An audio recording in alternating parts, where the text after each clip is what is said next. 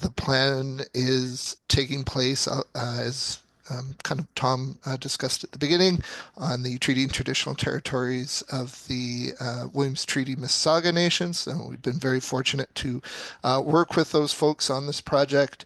And we've also been reaching out to other folks such as the Wendat and other groups with interests in the area.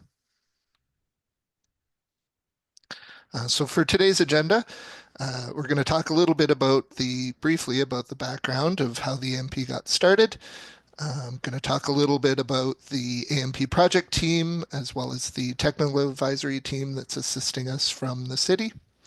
I imagine most of you around the screen here are familiar with what an AMP is, but we're going to just maybe refresh that.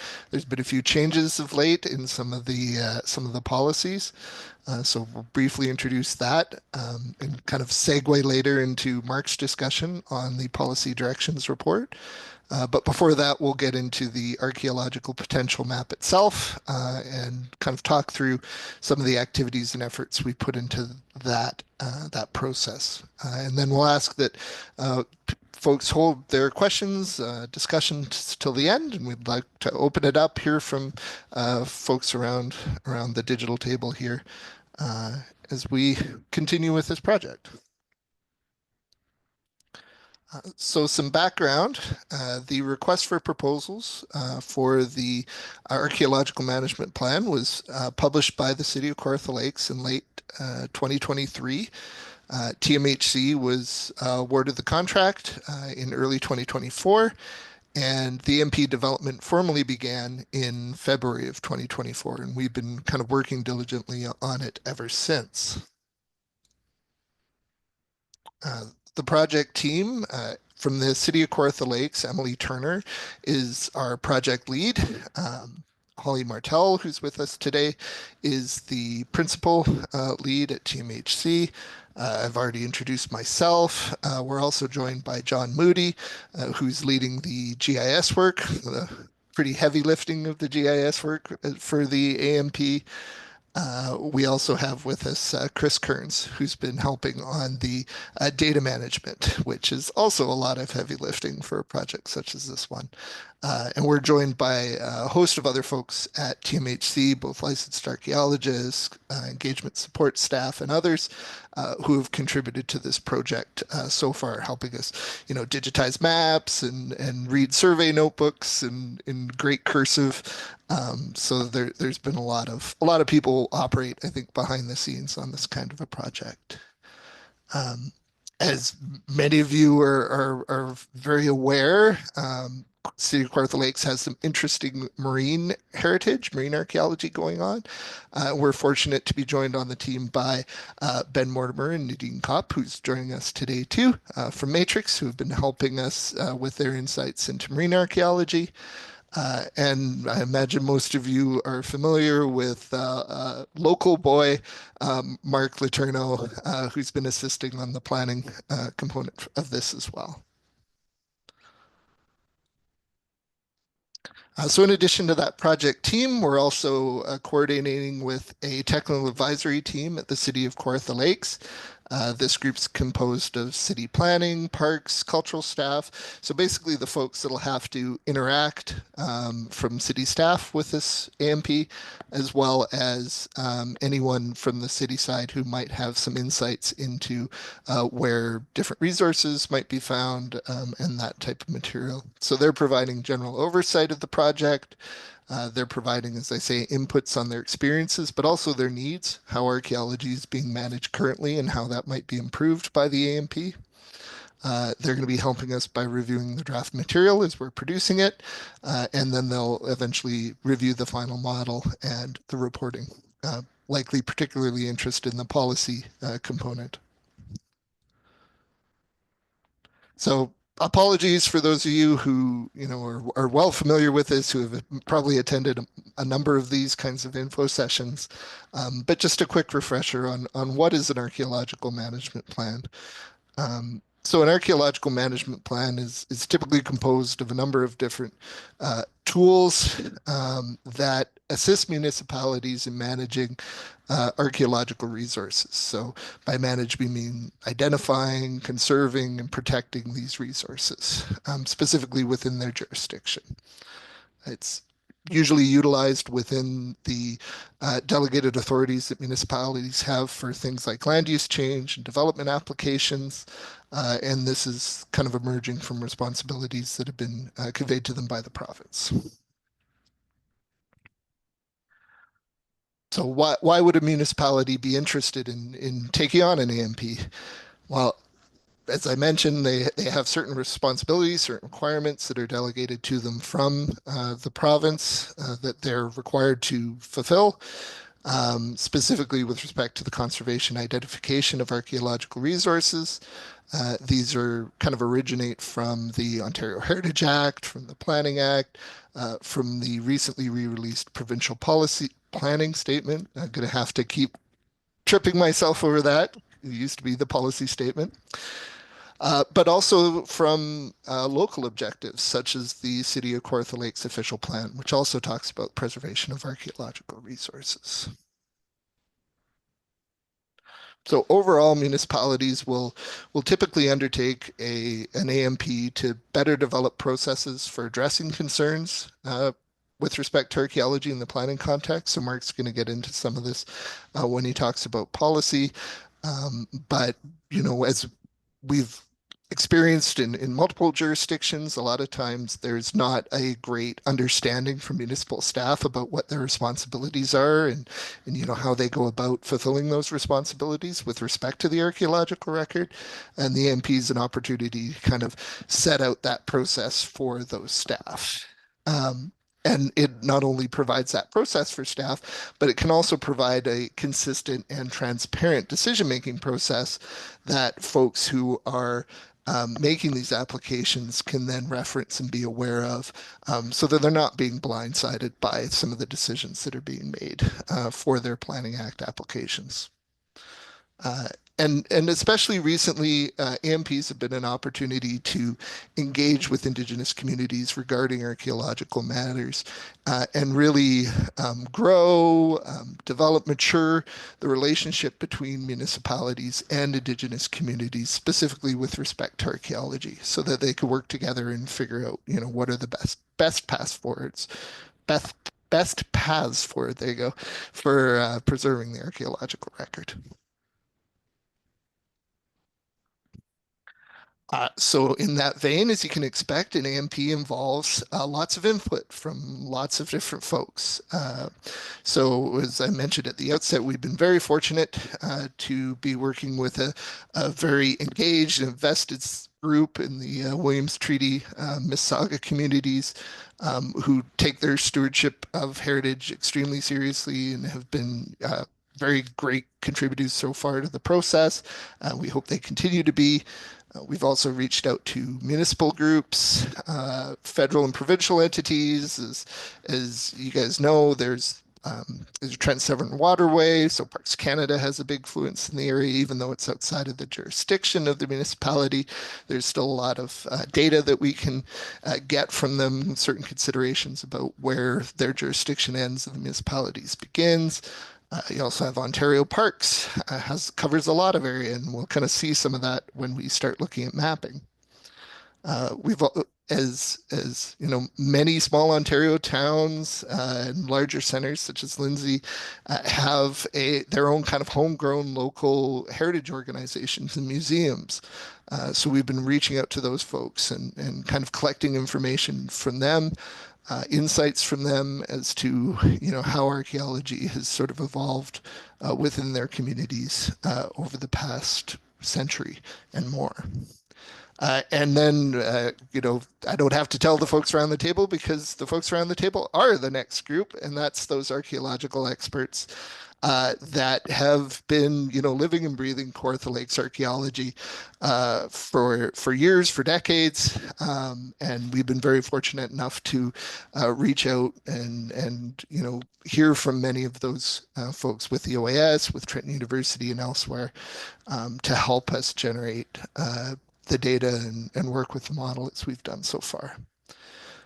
So all of that kind of boils into a number of different phases we walked through. Our first phase has been just letting everybody know what we're doing, asking how they'd want to participate. We've then been coordinating, especially with Indigenous communities, on this phase two of the archaeological potential map development review. Hearing from them about certain aspects, certain issues, and we'll get into some of that. And then we'll move into phase three, which is the policy and planning implementation element. So that gets into the nuts and bolts of how the AMP will operate within the municipality. So just to frame the rest of our presentation, kind of alongside how the AMP is developed, and that's in two parts. So the first part is developing an archaeological potential model. So that's identifying and showing where archaeological concerns exist and where an archaeological assessment might be required prior to any sort of land development or impact takes place on that land. And then part two is the development of a policy direction report, which establishes how the archaeological potential map is to be used by planners, and then could include recommendations for policies such as long-term protection and conservation of archaeological sites, some best practice standards for archaeological assessments, burial protection, discovery processes and protocols, and notes about Indigenous engagement specific to archaeology. So with that, I should have hit OK a long time ago. With that, I'm going to turn it over to Holly to talk a bit about the development of the archaeological potential map. So the first part of the AMP process is the development of the archaeological potential map. And we've essentially taken a process that involves 4 key steps. The first step being to map the archaeological sites or known suspected archaeological resources, followed by the mapping of other features of archaeological potential. The third step being trying to model archaeological potential, so using statistical methods, trying to establish what an appropriate distance buffer might be around each of those features of archaeological potential. And as those accumulate areas to include in the archaeological potential model, the final step, step 4, would be to remove areas where previous archaeological assessments have cleared land of archaeological concern or where deep land impacts have removed integrity. And we recognize that these steps all require very detailed analysis, and we're going to touch on each one of them in a little bit more detail here.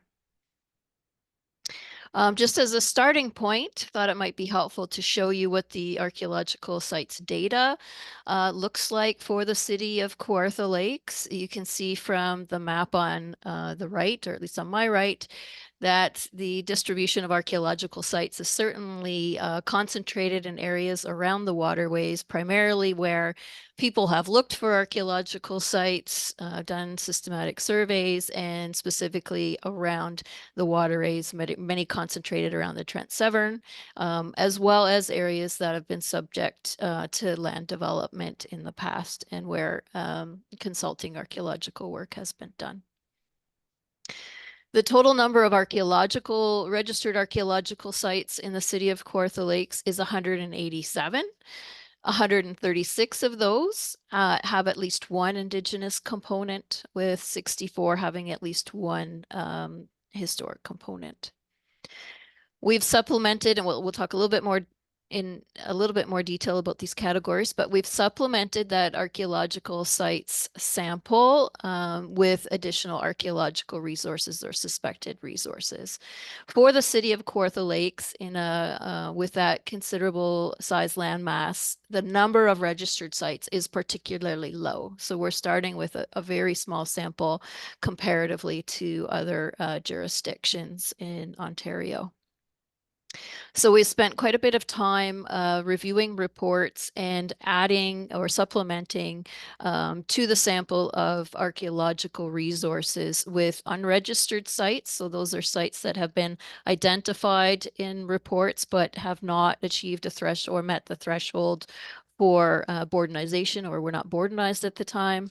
Um, Same with unregistered find spots. And then we've also added a category called site leads, which is areas where we suspect that archaeological sites might be present based on historical records, mapping, oral accounts, things like that. So in terms, sorry, if you could back up, just, yep. In terms of that, those unregistered sites data, so there's 201 in total. So almost doubling the site number, registered site numbers. 184 of those have an indigenous component and 18 have a historic component. And we note that in kind of in terms of how we've developed the model, we are treating these unregistered sites, find spots, and site leads with the same care as we have registered archaeological sites. So those can be kind of identified and ultimately they're conserved or protected in the same way.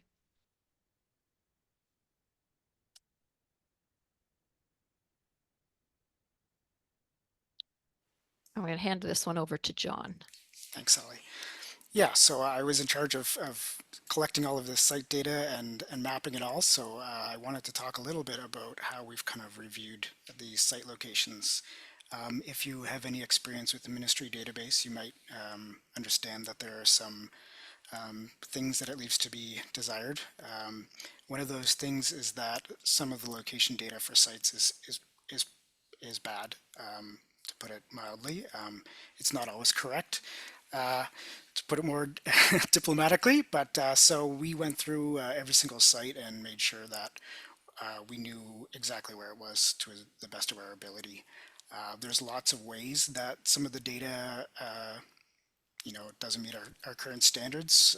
In the past, obviously before GPS, there's just an inherent inaccuracy in how sites were plotted. There's very often transcription errors in the database.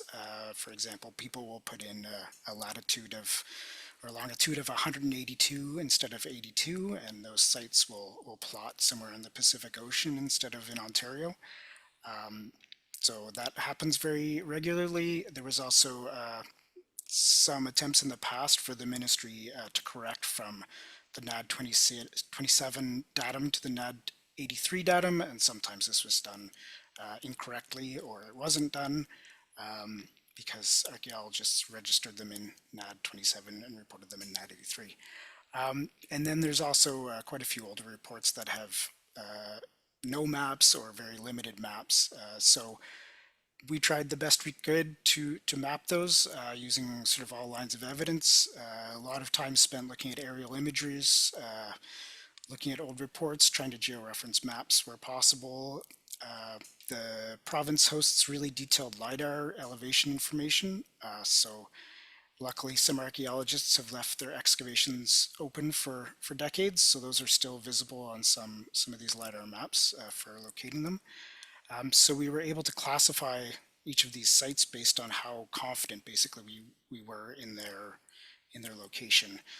So in total, we have about 8 sites in the database that we think are incorrect. Often those would be, just very, very wrong, but we don't have any better information to map them.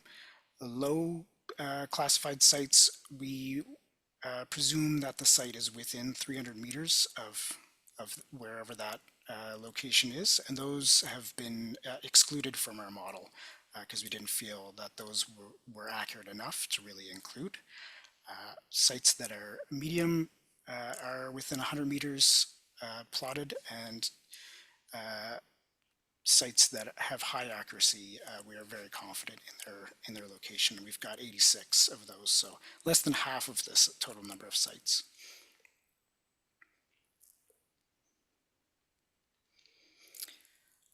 So as I said, we used lots of different lines of evidence for correcting these. Sometimes it's just based on a textual description. I've looked at photographs and identified trees in reports and then found those trees on an aerial image and mapped things that way. So it's sort of whatever we can get to. And we were able to also record how far we moved things when we corrected them. So that's what that table on the right there is showing. Shockingly, some are tens of kilometers away from where they should be. Often that's a transcription error in a UTM or something like that, unfortunately. Um, and so we have a few statistics there at the bottom that we've moved 12% more than 200 meters and 20% over 100 meters. And moving something between 1 and 50 meters sounds kind of fiddly and small, but it does have impact when you consider that archaeologists are required to discuss in quite a large amount of detail and map these sites in consultant reports when they are within 50 meters. So those small movements can make an impact as archaeologists will use the data.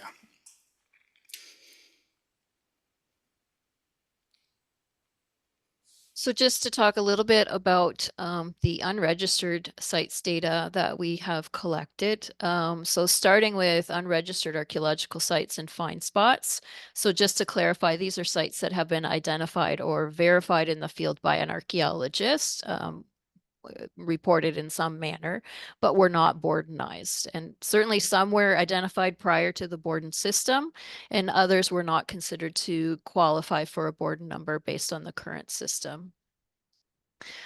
We have 28 in total that we have identified and included in the archaeological potential mapping. And of course, these also vary in accuracy in terms of mapping their locations.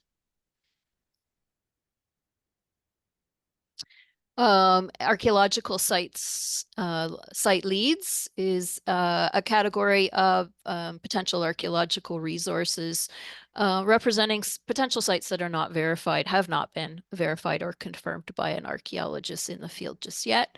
There is one of these already existing in the provincial database, but our review of additional records added another 166 so far. And I'm sure, as we talk to people, especially you folks, and get other sources provided to us, we can continue to add to this number. The majority of the new site leads are Indigenous sites. Many are burials and ossuaries. And we've collected the information, as I said, from written historical sources, local knowledge. We looked at the AARO's, Laidlaw's notes, license reports, provincial surveyors, field note maps, and field notes books, archival sources, including early topographic maps and local newspaper accounts.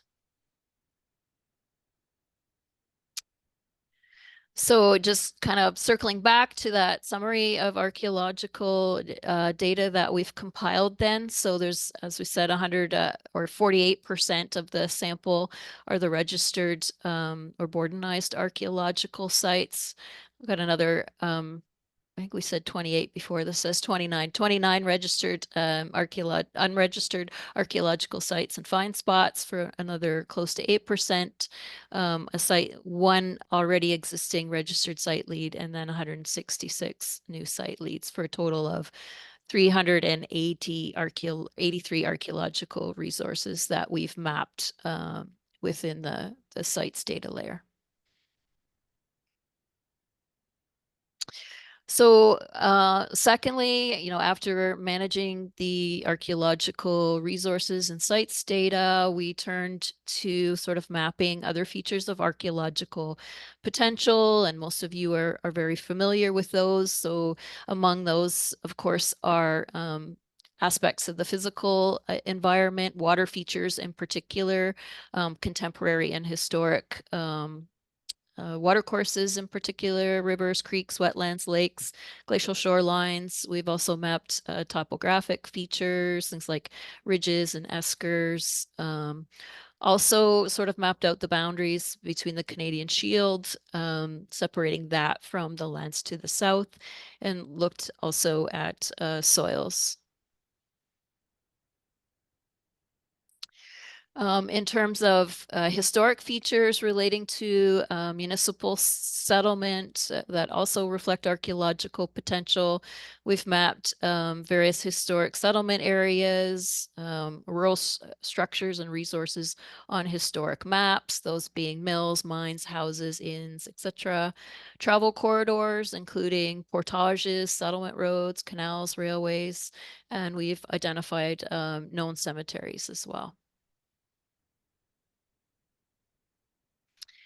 Um, as Josh alluded to earlier, we know that there are major concerns for submerged archaeological resources in the city of Kawartha Lakes relating to fluctuations in water levels over time. And so this was established as a major interest and concern for the Kawartha Lakes AMP is can we, knowing that sort of a full marine modeling of marine archaeological potential throughout the entirety of Kawartha Lakes was going to be challenging, particularly when sort of there's no provincial standards for this work. We're lacking a lot of the in-depth data that we might need to be able to do it accurately. We wanted to still try to address as best as possible how we could within the confines of the current project to establish a little bit of a buffer that would help flag some of the primary areas that might uh, be a, be related to submerged previously land-based archaeological resources. Um, it the marine concerns were flagged not just by Indigenous communities, but also by the municipality because it's some of these Planning Act or Conservation Authority permits or other, impacts to sort of cottage areas, waterways through docks and installations of other infrastructure that have in the past impacted archaeological sites significantly. So what we've done in this, the preliminary version of the model is to apply a standard 50-meter buffer into waterways, the major waterways in particular, in an attempt to recognize this change in shorelines. It's based on existing sites data and discussions with marine archaeologists. So asked around a little bit about what might be an appropriate distance buffer into the water where it could handle or manage or flag archaeological concerns for the majority of project types that would impact the water, and we came up with that reference point. There's certainly for the marine considerations, some policy and implementation effects as well for, Parks Canada, Trent Severn Waterway, which is not in the jurisdiction of the City of Kawartha Lakes, as well as conservation authorities and their work.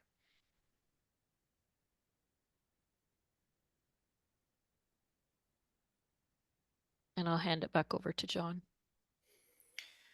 Great. So this is a summary of all of our site accuracy data and how we've kind of split it up between the sites that we included in generating our model and those that we've sort of kept as kind of a reference. So of those 187 archaeological sites, we have 94 that we considered to be accurate enough to include in the model. It's quite a small sample size for an area the size of Kawartha Lakes. I think it's over 3,000 square kilometers, so very, very small. And then only 58 historic sites out of that 187. In terms of the unregistered sites, find spots, and site leads, we've divided them into two categories. Those with the general location are usually identified with something like a lot and concession. So we have mapped those as an area, but they're not included in developing the model. Those that we could map more specifically, we've mapped to a point and we've included those in the model. So we've ended up with 121 indigenous locations and 69 historic locations included in the model. Can I just clarify a point too, that what John means by included in the model is in how we're doing our statistical analysis to establish a buffer distance. Doesn't mean we're removing them from, the layer of archaeological sites or areas of interest. They are still there and they are mapped. We're just not using them in the statistical analysis to help inform the buffer distance. Yes. And these are the buffer distances that we're currently using here. So many of these are based on the provincial criteria, which are usually 300 meters from a feature of archaeological potential.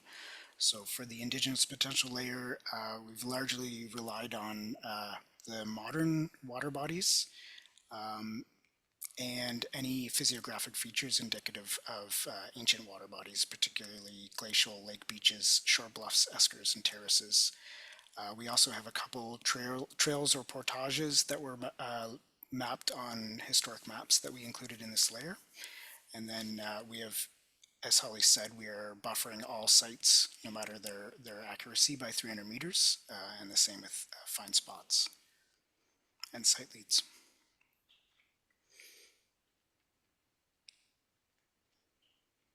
For the historic potential layer, we've got a very similar set of data. So we've got the sites being buffered by 300 meters, existing water bodies, water courses, and wetlands.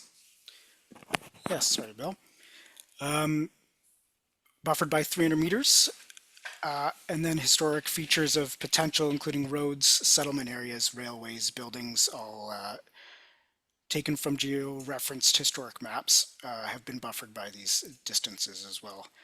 We have done a separated sort of the water bodies based on a dividing line between the Canadian Shield and areas to the south, because the provincial criteria are a little bit less in the Shield, and much of Kawartha Lakes, especially in the north, is easily within 300 meters of a water body, no matter where you are. So just to kind of constrain that a little bit more, we've gone with a 150-meter buffer.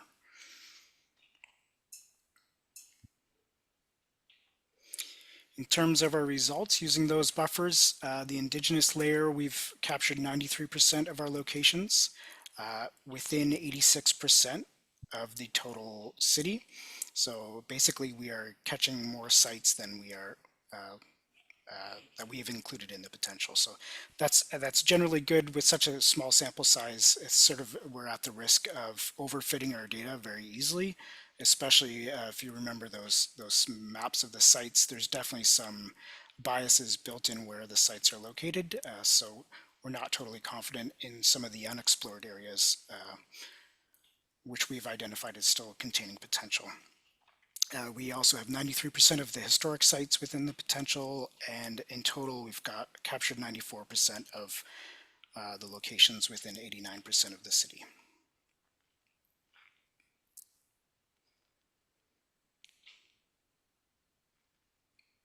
Okay, so as we've built the areas and identified areas of archaeological potential, our next step then was to map also the areas that have been subject to previous archaeological assessment, and where integrity has been severely enough compromised, but that the areas lack potential. So this is the step where we would remove areas from the archaeological potential map. Just to give you an idea of how many previous assessments there are for the city of Kawartha Lakes, we identified a total of 388 reports that speak to archaeology within the city's jurisdiction, and lands that are outside of the jurisdiction as well. So that would be the archaeology that's been done in the Trent Severn Waterway, for example, or Ontario Parks. We were able to obtain 379 of those reports, which is almost all of them, which we feel great about the ability to do that and collect all that information. Of the 9 that we could not get our hands on, those are all much older reports that were done prior to the 2011 standards and guidelines. Of those reports that we've collected and reviewed, 169 or 45% of those were done prior to the 2011 standards and guidelines, and 210 were post 2011 standards and guidelines. So we looked at all that information, and we removed from the archaeological potential map all of those assessment areas that were assessed after the standards and guidelines were implemented and were considered free of archaeological concern, and no further work was recommended. We also took a look at those assessment areas that were done prior, or that were evaluated prior to the S&Gs, and did a comparison with contemporary aerial photography and places where it was immediately obvious that significant land impacts had happened throughout. So those would be absolutely the most massive land developments, aggregate pits, and things like that, then we felt comfortable enough to remove those as well. In terms of mapping integrity, again, we took a very cautious approach with this. We know that, there's not consistent land impacts across all developments, that some impacts are lighter than others, that there's still potential for deeply buried deposits in some areas. So again, as we said, we were very cautious in the parcels that we removed. We did focus on aggregate pits and quarries that have been substantially excavated, where it was obvious that there would not be much intact land, substantial developments, as I said, and focused also on some of the major urban centers to remove those areas from requiring further archaeological assessment.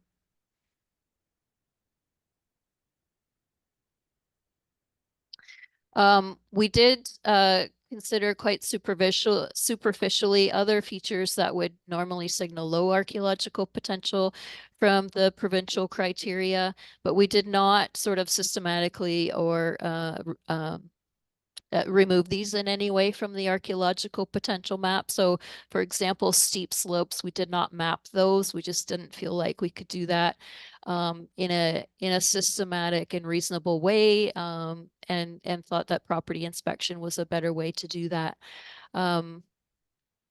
In terms of wetlands, we also did not remove those and watercourses, as we said, sort of systematically or en masse from the archaeological potential mapping, mostly because we know there are marine archaeological concerns in most places.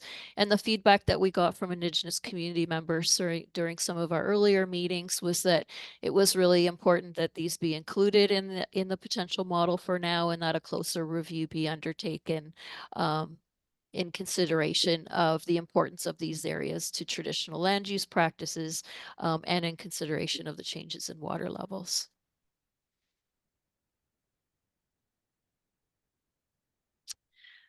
So in the end, we produced a draft composite archaeological potential map. It's shown here. And yes, the majority of the city is shown as having archaeological potential. The composite map is comprised of the three key layers: the Indigenous archaeological potential layer, the historic archaeological potential layer, and then it also removes the previous assessment and integrity layer.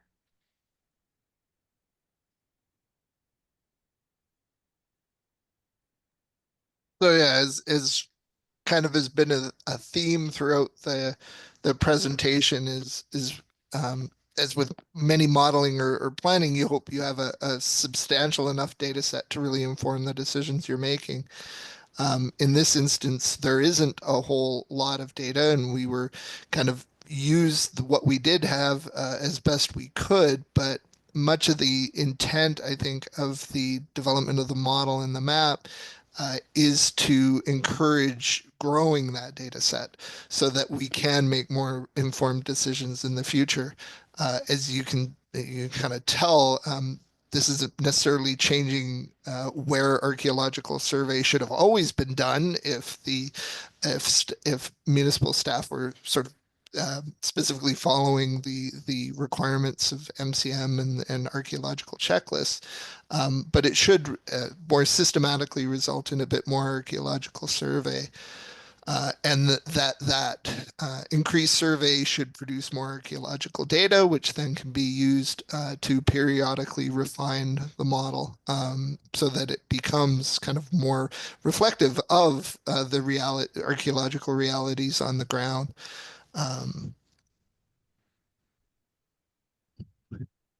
So with that, that's the end of our kind of part one presentation, and I'll flip it over to Mark to discuss part two. Thank you, Josh. I'm going to apologize. I've been sick for about a week, so hopefully I don't sound too gravelly at this point. I hope everyone can hear me. If somebody could give me a thumbs up that they can hear me okay, that would be great. Thank you so much. One of the things that we were looking at in terms of the policy direction is how do we take the map that has been developed and actually integrate it into the municipal operations? How do we, as many of you know around the table here, we've had significant changes within the province's policy framework. How do we address those while still reflecting community questions and concern? So the intent of the policy component report will be to actually give direction to the city about how to use the archaeological potential map. Really, when are archaeological assessments required? A great example of this is that the province has essentially eliminated site plan in most cases. So in the past, a lot of archaeological assessments were required at site plan. How do we respond to that? What type of planning applications are affected? Plans of subdivision, rezoning, minor variance. We, in some cases, are looking at what happens when there's a concern from a building permit perspective, which is something that we heard from many of the First Nations we spoke with, is that discoveries are actually coming through the Ontario Building Code and building permit process. So as part of this report, we will be introducing protocols for Indigenous community engagement, accidental discoveries, burial discoveries, and how to update and maintain the map. Next slide, please. So, and again, I'm not saying anything I don't think anyone around the table doesn't know. Archaeology is required under many different pieces of legislation. It is a matter of Indigenous, national, and provincial interest. And archaeological master plans are not new. Specifically, AMPs were recommended coming out of the Ipperwash inquiry. And both the Truth and Reconciliation Commission recommendations and the United Nations Declaration on the Rights of Indigenous People do reference archaeology as an important consideration. Next slide, please. And the interesting thing from a planning perspective is, although the ministry has said that archaeology is something that we have to take into account, we need to protect archaeological sites, we are encouraged to incorporate more detailed archaeological conservation objectives and policies into official plans in our processes. As a planner, we don't actually have access to a lot of the archaeological data. So this is one of the reasons an AMP is so important, is it allows planners to see where archaeological sites have been found, where they haven't been found, and it allows planners to really respond to their both ethical and legal obligations. Next slide, please. And what we found actually, particularly in engaging with municipal clients, is a recognition that archaeology is a form of risk management. It gives you a sense of what may be on the property. I've worked with so many developers who their profit is one or two lots, and we're saying you're in the middle of an area where there's archaeological sites all around you. You really should be doing archaeology as early as possible to give you a sense. And I've heard from some of my development colleagues that some banks are starting to say, do you have your archaeological assessment? Do you have your environmental assessment? Before they actually are opening up in terms of some of the funding. Next slide, please. And again, though, there has been some pretty significant shifts, changes to the provincial planning statement, the Planning Act, the Heritage Act, Environmental Assessment Act, particularly Class C environmental assessments have changed slightly as well. And this is combined with greater pressure, particularly on municipalities, to focus on housing, while simultaneously, one of the key words we noted with the policy change was early engagement with Indigenous peoples. And that is a new concept, and it's something I don't think a lot of municipalities have gotten their head around. So how we're looking at this in this wonderful little diagram on the right is sort of a summary of how we're going to be approaching the policy work. We're recognizing that any policy we create has to reflect that local context. It has to take into account the legal and ethical considerations, such as the legislation, but also, things like the TRC, the United Nations Declaration, some of the more recent studies on the discovery of human remains. Thinking about where the municipality wants to go. What are its goals? What are its objectives? And one of the things we actually found within the city of Kawartha Lakes is Indigenous engagement was actually a really significant component of where they wanted to go as a council. And lastly, one of the things we look at are the operational and implementation considerations. What is the capacity internal to the organization? What experience do they have with the archaeology process? How comfortable do they feel? And as part of this process to date, Holly and I think it was about a 2-hour meeting we had with the planners where we went through, we had a lot of discussions about where they would like to see this process go. Next slide, please. So again, this is just sort of a slide that reflects what is Kawartha Lakes doing. And you can sort of see the Kawartha Lakes strategic plan was something that we brought into account. And we saw also, in addition to that reconciliation component, is there are specific goals around actually improving the planning process, streamlining it, and making it clear when specific requirements are necessary. Next slide, please. But one of the questions that came up, and it came up through the consultation with staff, came up with consultation with the communities, is really this idea of how is archaeology going to be enforced? How do we actually ensure that planners are going to do this? How do we, address, and it came out several times, how do we catch things like the building permits where there isn't any sort of review? And often there are significant impacts. Next slide, please. So what we are doing in this process, we are looking at how the development process flows within within the municipality. This is an example of something we developed for an Niagara region, identifying who's involved at what stage. We've been looking at this particularly in the context of when does Indigenous engagement occur, how does it occur, what is the province's role, what is the developer's role, what is the municipality's role. So this is something that we are actively working on. Next slide, please. So there are a number of tools that we've been looking at as part of this process. We've been the municipality is working towards a consolidated official plan. They actually amended their archaeology policies about 6 or 7 years ago, but they have only integrated into the consolidated official plan quite recently. I've had the chance to go through policy by policy, and on the whole, it's actually very good. But there are some specific policies that will need updating. We've talked to the municipality about their complete application requirements. So for example, they have application guides for different types of planning applications. And archaeology is not mentioned as a possible study. So that's one of the things we've identified. One of the different tools that we are starting to look at, and the planners actually seem interested in this, is doing a zoning overlay, something very similar to an EPA overlay for the municipality, and the potential map actually becomes the overlay that's applied. One of the things that we've been considering is what would be the specific requirements? Would it be a staff review? Would there be certain exemptions?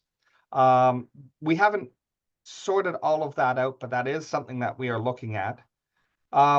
Something that did come up was a roster of qualified firms. And there was a lot of discussion about, does that mean listing all firms, or would the municipality have an RFI for potential firms that are then reviewed and recommended? This is something that's still being examined. A legal deposit requirement for the municipality, and this was again something that they were quite interested in. This has been done in a couple of municipalities. Kingston, Port Colborne have this sort of requirement. Essentially, if archaeology is undertaken, in addition to providing a copy to the ministry, a copy is provided to the municipality.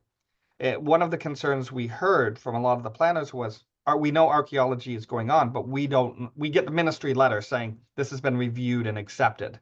They don't actually know what the report says. And I can attest from experience, when the planners ask, it's often, we'll give you the report, but with no mapping. So this is something that we're trying to get around that issue. Requirements for confirmation of engagement. This was something that came out from a couple different avenues, where there's, the community saying we want to have some way to confirm that we have been engaged in a meaningful way. As mentioned, the development of emergency and discovery protocols, creation of new standard clauses for development applications. One of the things that we have noted is discussing how to coordinate with other approval bodies, such as conservation authorities, particularly as conservation authorities often are approving waterfront works, which are outside the municipality's knowledge.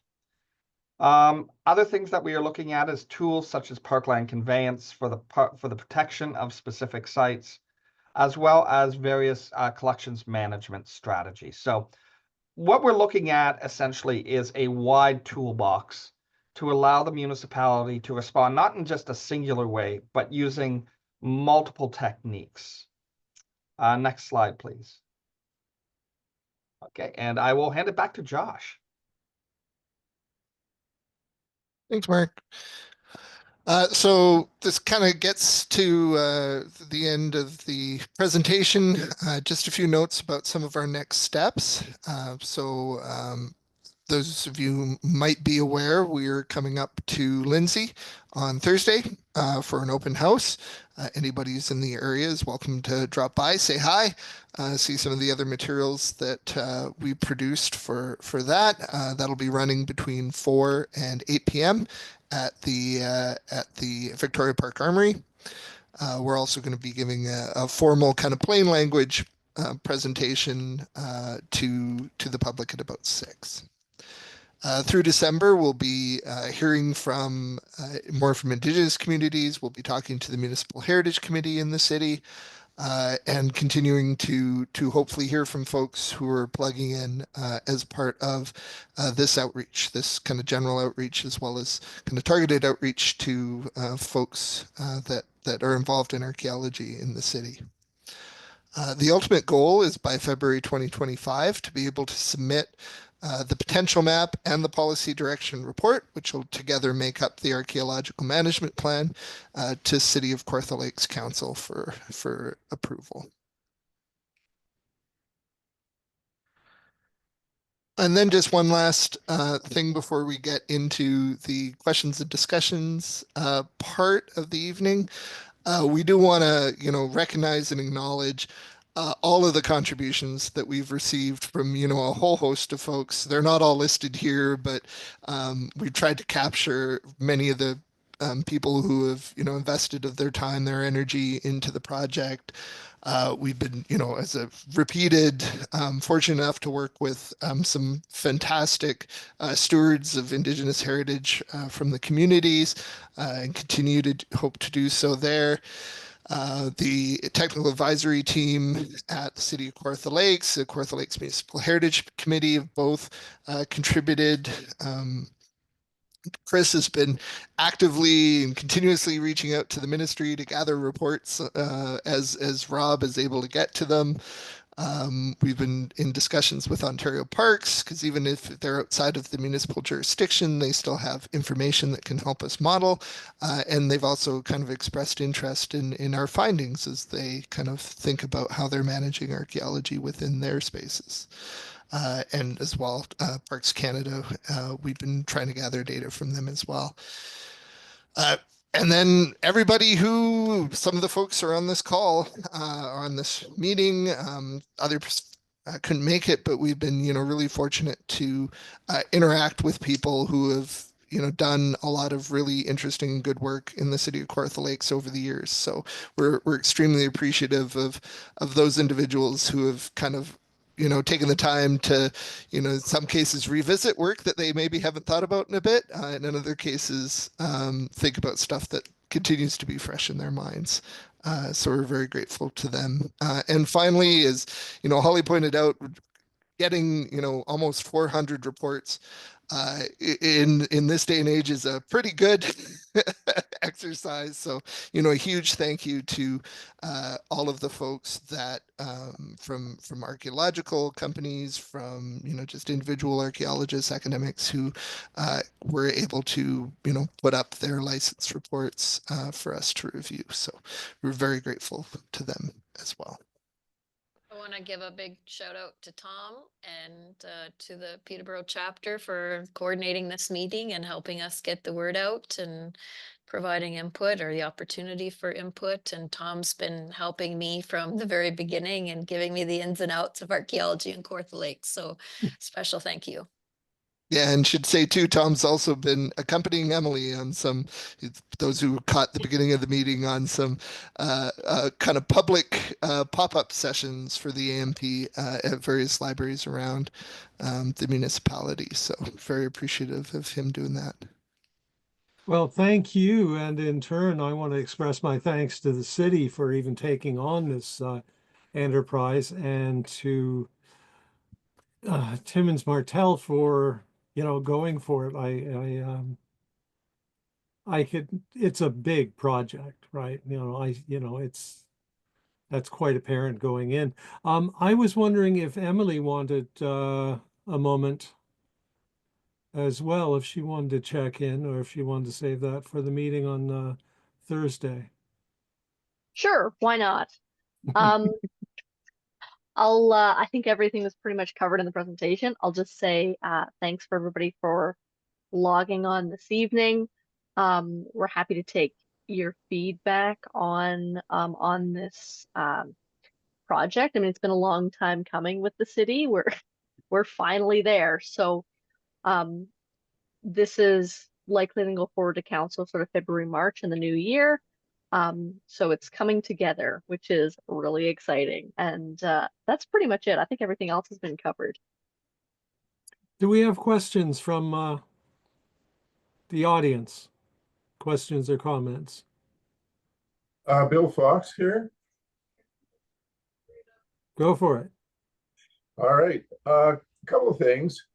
I'm assuming, although I don't know for sure, that there's been consultation with James Connolly at Trent about the underwater surveys that have been done, especially Pigeon Lake, and that would certainly set up the parameters for buffer zones in terms of the rather complex proglacial lake history. And that's ignoring all the work that's been done by Parks Canada. By the way, there's a huge Parks Canada database that may or may not be available to you, underwater database, but I'll leave that for the firm to deal with. A couple of things though. I'm kind of interested by Indian Point, of course, the provincial park. Reason being is that I'm not sure what the status of all the residential units are on Indian Point. And the reason I'm saying this, this is Balsam Lake, is that there is the Hard Rock site that's in people's backyards, and I'm not sure whether they're considered provincial park or not. There's also an Indigenous cemetery at the south end of the point, which has never been properly documented. And the final comment that I would make is that I think there's some value in generally identifying significant toolstone acquisition locations within the study area. I certainly don't want to pinpoint them for obvious reasons, but I think that kind of information would be a useful, although minor, but a useful addition for planning purposes. Anyway, that's it for me. And you've given us some general information on those source areas, Bill. So we would happily take your thoughts on how best to sort of map out those if we're not sort of pinpointing them with dots on a map. Like we can treat them in the same way that we've done site leads, where we flag like lots and concessions, for example. Right. And so what you don't see is that we're also tagging a lot of this data in behind the scenes, right? So that they're not just going to have a map and no supporting data. They are going to have a map that they can click on and see, okay, this is this particular resource and here's some details about it. Or here's some source information that leads to it, right? So, so those things can be tagged in the kind of that background data that accompanies the map. So, yeah, just as an example, there's a graphite paint stone source that ties into the ball site and situated in the hinterland there, along with a red ochre paint stone source. So, no, that's suggestive, and At any rate, that's the kind of thing that you've just discussed in terms of specificity of, Yeah. georeferencing. Can you speak to the whole issue of the Indian Point? What's going on there in terms of jurisdiction? Is it really all provincial park, or how do all those residences fit into that management? I can speak very briefly on that. The western side of the peninsula is all private property, everything Yeah, west of that road, and the vast majority of the peninsula is part of the provincial park. We do have that. I remember mapping the hard rock site, and those indigenous burials have been included in the site leads. I wasn't able to get a very specific location on those. I believe it's most of the southern tip of the peninsula was included, but that's not in the city's jurisdiction. There's a few more site leads on the peninsula as well. The yeah, Trent Valley survey in the 70s, I think, identified a few as well. exactly. Yeah. Yeah, understood. And plus, there's Toolstone on Grand Island, but so there's But just generally too, Bill, like if you know, we've used the sources that we could get our hands on, but if there's other ones that you know of that kind of more specifically point some of these things out, then that would be helpful. oh, yeah, absolutely happy to do so. I Yeah, just want to make 'cause- sure they get in one way or another Yeah, to your plan, and it looks like it's very well based. Obviously, and yeah. you folks do very good work, so I have no no doubt about that. But And sometimes personal knowledge too is better than what we've got related to some of these, you know, reports. So, you know, anything. Mhm. We'll take just any one kind of, gratuitous observation is that you'll find that within the MCM leads database that there are very few sites anywhere because it's such an awkward and yes. user unfriendly input. And there's no requirement to look at that from an archaeological consultant. So our plan too is similar to how we approach the Bruce County stuff, is that we did provide the MCM with our information for all the site leads, and so those are inputted into the database.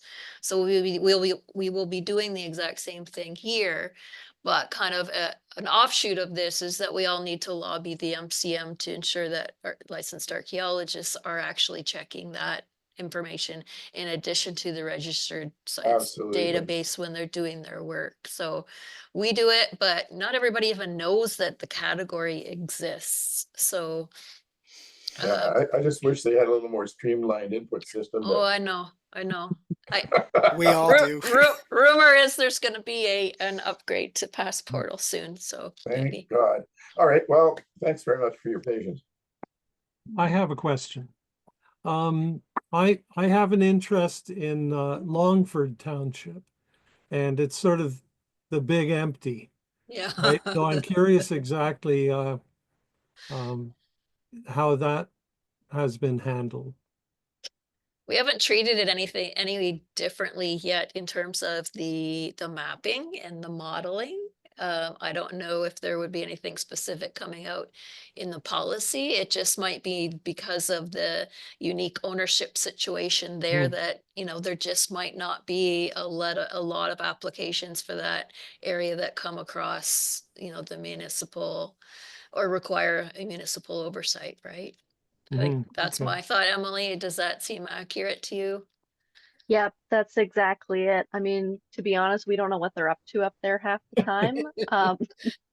But if they were to put an application in, it would be exactly the same as for any other applicant, using the same mapping, same policies, despite their unique land ownership situation. Well, I had two comments about Longford. One, I wrote a piece about it for a book a while back, and in the process, I was more or less run off by the cops, you know, and that was amusing. And after all of that, I found out that my wife's cousin has a camp in Longford, right? They've got a family property up there. So if I'd known that, you know, I'd known that. yeah. So anyway, I know a guy that knows a guy. You know.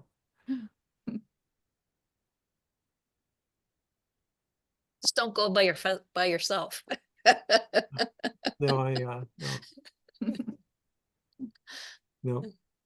So any further comments or input?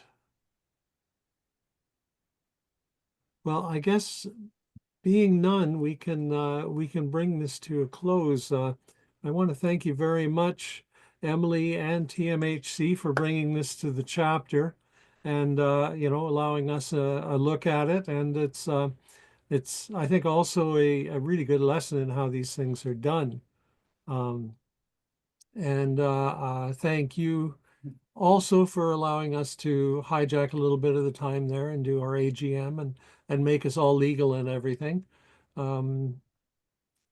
because we have certain pressures on us too. So at that, I think I'd like to call the evening to an end, and I'll be seeing some of you on Thursday at the Armory, and the rest of you have a pleasant evening, and I think it's getting close enough to be able to say Merry Christmas. Advent calendars will soon be on children's dressers. Indeed. Okay. Well, thank you very much, and thanks for all the great work you're doing. At that, I'm going to cut the tape and close the meeting. So good night. Thanks, everybody. Thank you. Thank Appreciate you. it.